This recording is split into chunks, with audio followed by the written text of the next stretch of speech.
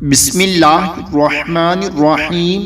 سیدنا ابو ہریرہ رضی اللہ تعالی عنہ فرماتے ہیں کہ رسول اللہ صلی اللہ علیہ وآلہ وسلم نے فرمایا، جو شخص دن میں 100 مرتبہ یہ کلمات پڑھے گا اس کی تمام گناہ معاف کر دیے جائیں گے، بے شک وہ سمندر کی جاگ کے برابر بھی ہوں۔ صحیح بخاری میں ہے اور صحیح مسلم میں ہے کہ جو شخص 100 مرتبہ صبح کو اور 100 مرتبہ شام کے وقت یہ کلمات پڑھے گا، قیامت کے دن کوئی شخص اس کے عمل سے افضل عمل لے کر نہیں آئے گا مگر جس نے اس کے برابر یا اس سے زیادہ پڑھا ہو۔